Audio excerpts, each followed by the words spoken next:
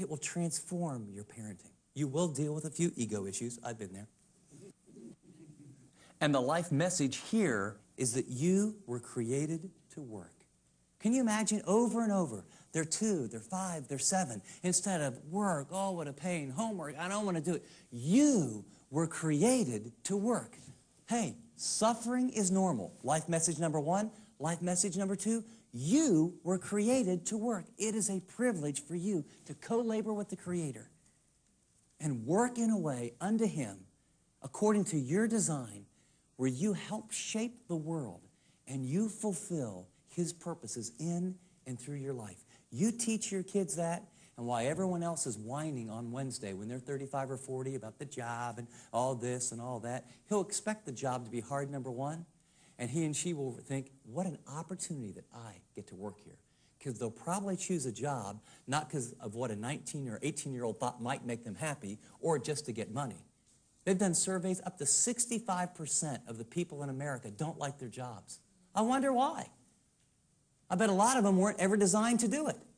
But, you know, it was a good job, it was a good paying job. Who wants a good paying job you don't like?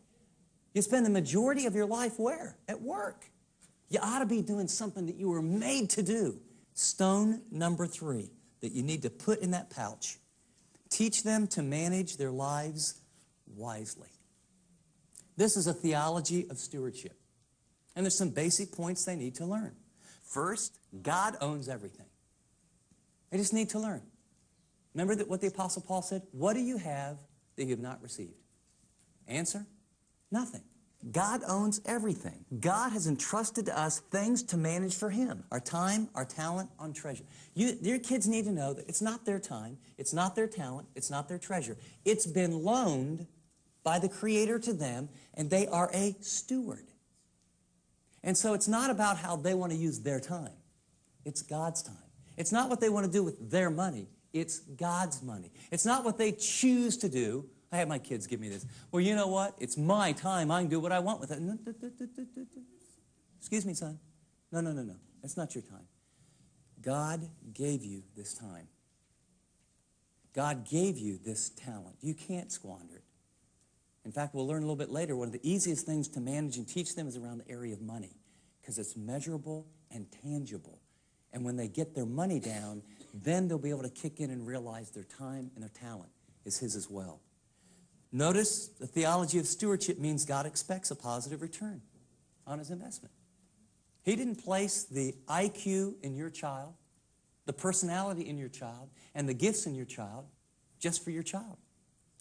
He put them on loan because He has a purpose for your child. Your job and my job as a parent is to help God get a good return on His investment. Because what do we know for sure? God's going to hold us accountable, and our kids need to learn early and often, God will hold them accountable for their time, their talent, and their treasure. And why? Because God wants you to share His joy.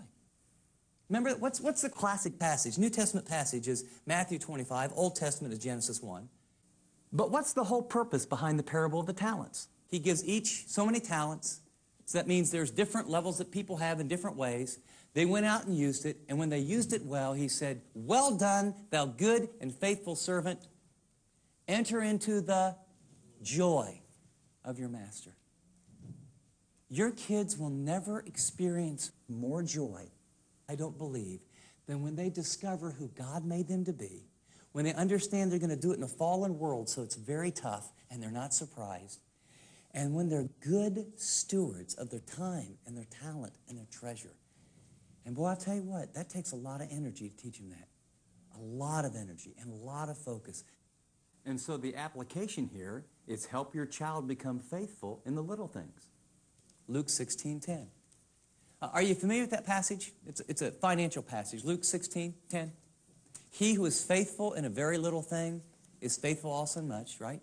And he who is unrighteous in a very little thing is unrighteous also in much. Now, do you know what the very little thing is in that passage? It's money. It's money. And so it is imperative that we help our kids learn stewardship around the area of money. The average evangelical, the born-again Christian in America, gives approximately 2.5% of their income. You know what that tells me? They have not been faithful in the little thing. And you know what that means? God is not going to entrust true riches to them. The things that are the most significant, the things that bring the greatest joy. And so you need to teach your kids to be faithful in little things. Begin with money. So how are you doing on that? Do you have a plan? You have a money management plan for your kids? It's a big stone. Do you know how many $1 trillion there are of deficit? Do you understand that over half of all the divorces in America are centered around the issue of money? Money is always just a symptom. Money reflects values, priorities.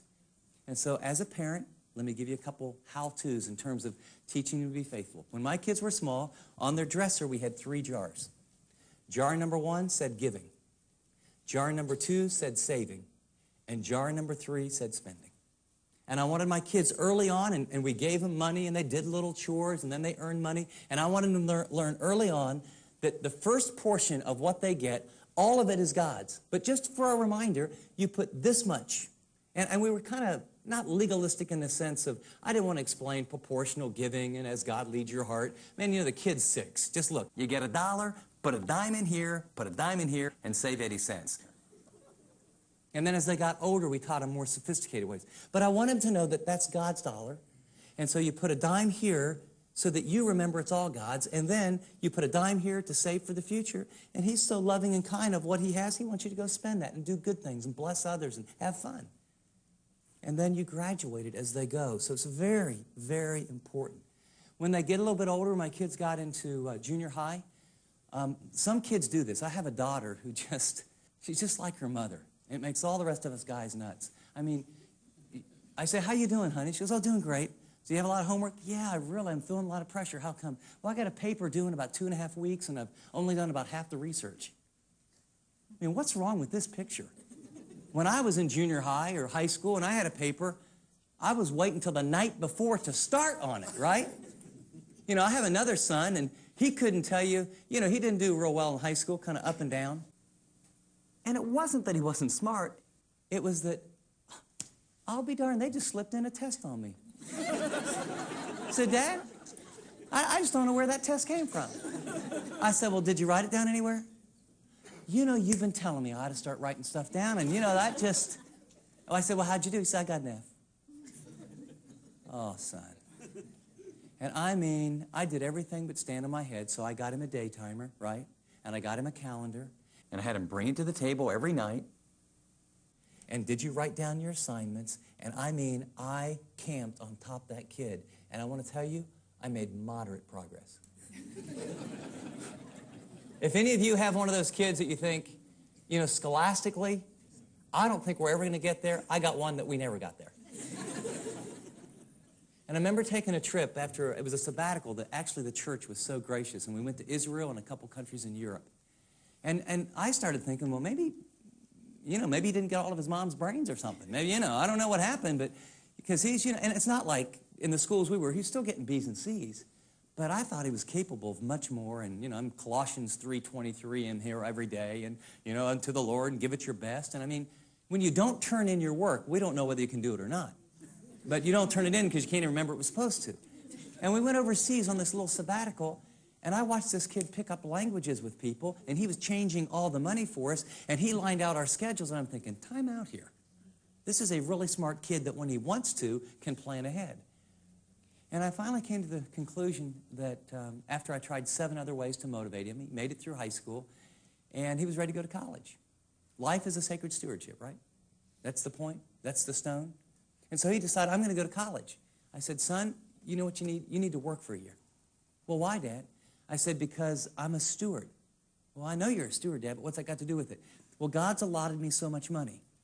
And so far, from the 6th grade through the 12th, you've never put more than about 1 or 2 6 weeks together where you really tried very hard.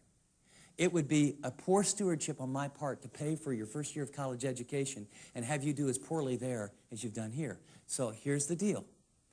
I will work this year, and you will work this year, and for your first year of college, I pay half, and you save enough, and you pay half. And after the first year, if you make it through the first year okay, then I'll pay the rest. And some of you parents are thinking, man, were you really that harsh? You bet I was. Because life's a sacred stewardship. That's the life message. What? You know, life is a sacred stewardship. It's not my money to spend on my kids when I want to. It's God's money. It's not His time. It's not His talent. He needs to do in His area like I need to do in my area. Well, guess what happened? He cleaned windows for about a year, got really pretty good, and made pretty good money. And he realized he didn't want to clean windows his whole life. And what he realized was the whole issue is he didn't like math, didn't like English, didn't like geometry, didn't like history, but he loved the Bible. I mean, this is my kid that since he's 10, he got up, read the Bible. He'd read C.S. Lewis. I mean, this is a kid who shared his faith, led half of his volleyball team to Christ, had a Bible study in our home. And so on the one hand, you go, great, great, great. And then over here, I said, son, don't you see kind of the lack of testimony when you flunk a test? And no, don't really see that, Dad. And so what we found out was what God wanted for him was to go to Bible school. And he was highly motivated. Are you ready for this? Last semester at Moody Bible Institute, he got an A in Greek. Yeah, amazing. Here's the deal. He then realized, he said, Dad, I don't know how to study. I said, no kidding, Ryan. He said, Dad, I've never written it down. I said, I am aware of that, Ryan. He said, but Dad, do you know all that stuff you made me do? You know, the day timer and the schedule and listing and only A priorities first? He said, I remember it all. I'm glad you taught me, and I'm doing it now. And then this is my son. You got to know him. He says, I'm helping a number of the other guys on the dorm to get organized. Life is a sacred stewardship. You're not your own. You've been bought with a price. You want that message to go into the little pouch, and you teach it when they're 2, 4, 8, 16, 24, 30. Because what I've learned as a parent is that the role changes completely, but you're still a mom or you're still a dad. And so imagine what will happen if in their mindset, we're not talking about specifics and, you know, how you might do this and when or how to tell a bedtime story. But if in your focus you decide what skills and methodology to use, what would happen if you raised a child who went through life and said, you know something? God is good, but life is hard. Suffering is normal. I'm not surprised by it. I'm going to trust a sovereign good God to get through whatever I'm in, and He'll work it out. And then after that, what if they went to work every day, not because they had to or got to or wanted just to make some money, but they said to themselves, I'm going to work unto the Lord. I was created to work. I'm going to co-labor with the God of the universe. God, use my life. It's a calling. Thank you that you made me a coach. Thank you that you made me a nurse. God, thank you that you made me a technician. Lord, I love to landscape. It's an awesome thing. I didn't have to go to college. I hated school. And I co-labor with you and I make things beautiful. Wouldn't that be a good thing? And then finally, if they realized, life's a stewardship, it's sacred. I don't have anything that's my own. I want to honor you. I'm going to give an account to you.